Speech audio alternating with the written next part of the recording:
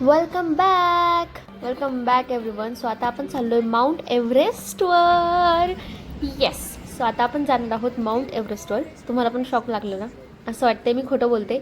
No, I am not lying. तर आता आपण आलो एशियामध्ये रिटर्न, आणि एशियन यांनी इथे एक एशियन विलेज तयार केलेला आहे. सो त्याच्यामध्ये एशियन हाऊसेस वगैरे सगळं आपले जे काही नॉर्थ एरिया आहे तो त्यांनी इथे दाखवण्याचा रिप्रेझेंट करण्याचं ट्राय केलेलं आहे. ओके. सो आता हे तुम्ही बघू शकता की एव्हरेस्टवरून पूर्ण धबधबा वाहतोय. And now here they are giving us instruction that proceed around मंदिर. सो इथे यांनी एक असं हे मंदिर बनवलेलं आहे, सेम टू सेम आपल्या इंडियन कल्चरला रिप्रेझेंट केलेलं आहे. आणि आता याला राऊंड घेऊन आपल्याला पलीकडे जायचं आहे, जे की खूप मोठी लाईन आहे. अँड आय होप लवकरात लवकर आपण जाऊ. आणि हे जे तुम्हाला दिसते अशी राईड घ्यायला चाललो आहे आता आपण. ओके.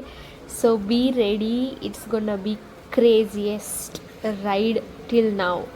ओके. आणि हे अशा प्रकारे पूर्ण त्या घरातून बाहेर निघून हे थोडंसं नेचर साईडला येऊन आपल्या बॅकग्राऊंडला किंवा आपल्या घरासमोर जसे झाडं वगैरे असतात तसं सेम टू सेम इथे यांनी बांधलेलं आहे किंवा तयार केलेलं आहे. त्याच्यामधून परत दुसऱ्या घरामध्ये आपण एंट्री घेणार.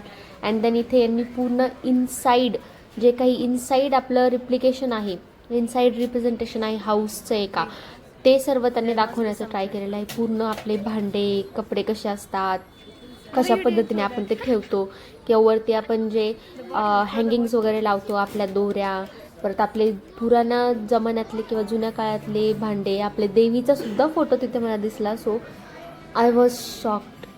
म्हणजे देवीचा फोटो बघून तर खूप शॉक झाले ऑफकोर्स. नंतर आपले जे काही हिस्ट्री वगैरे आहे ती त्यांनी इथे दाखवण्याचा ट्राय केलेला आहे. त्यांनी सर्व पिक्चर्स काढून त्याच्या खाली इन्फॉर्मेशन वगैरे लिहून इथे वॉल्सला लावलेली आहे, तुम्ही बघू शकता.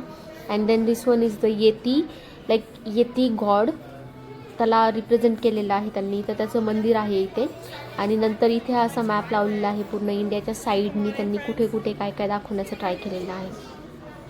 हे एक नेपाळी टाईप असं थोडं नेपाळ साईडला जे आपला इंडियन पार्ट आहे त्याचं त्यांनी दाखवण्याचं ट्राय केलेलं आहे. And now here we go outside. आता आपण फायनली राईडच्या फायनल स्टेपला आलेलो आहे आणि इथून आता आम्ही जाणार आहोत राईडला. Oh my God, it was crazy. म्हणजे मी सांगू नाही शकत, इतकी खतरनाक राईड होती. आणि तुम्ही बघू शकता या होलमधून ती राईड आतमध्ये जाते, नंतर तिथे थोडा वेळ स्टॉप होते, पूर्ण अंधार, नंतर तिथे स्टॉप होते, परत एकदम अशी खाली ड्रॉप करतात आणि परत वरती येतात. तुम्ही बघूनच विचार करू शकता की मी व्हिडिओ नाही काढू शकले, बिकॉज ऑफकोर्स अलाउड नव्हता आणि फोन वगैरे आपण सांभाळू नाही शकत एवढ्या डेंजरस राईडमध्ये. देन तिथून बाहेर आल्यानंतर ॲज युजल डिझनीलँडमध्ये जे त्यांचं कल्चर चालत आलेलं आहे ते सेम प्रत्येक ठिकाणी त्यांनी शॉप्स वगैरे ठेवलेले आहे. इथे रिका आणि मी थोडं बघतोय, शॉपिंग वगैरे करण्याचं ट्राय करतोय. Let's see what will we get from here. आणि खूप सुंदर पद्धतीने त्यांनी ते सर्व रिप्रेझेंट केलेलं आहे. ॲक्च्युली असं वाटत होतं नाही का आपण रिअलमध्ये एशियामध्येच आलो आहे आणि एशियाच फिरतो आहे खरंच. So it was really nice, beautiful experience.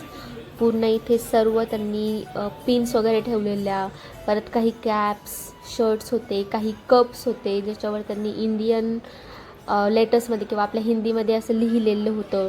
Then त्यांनी इथे हे आपले जे कॅन्स वगैरे असतात ऑइलच्या वगैरे ते पण वरती यांनी अशा लटकून ठेवलेले आहेत. देन बाहेर पडताच आम्हाला खूप तहान लागलेली. सो आम्ही घेतलं एक लेमनेड टाईप, स्ट्रॉबेरी लेमनेड होतं ते आम्ही घेतलं आहे. त्याने इथे यांनी खूप मस्त असं एक तलाव बनवून सुंदर त्याच्या काठी बसून आम्ही हे लेमनेड एन्जॉय केलं. And now we are heading towards next part. So see you guys in the next vlog. Hope you like the video. Thank you very much for watching. Stay tuned for the next part.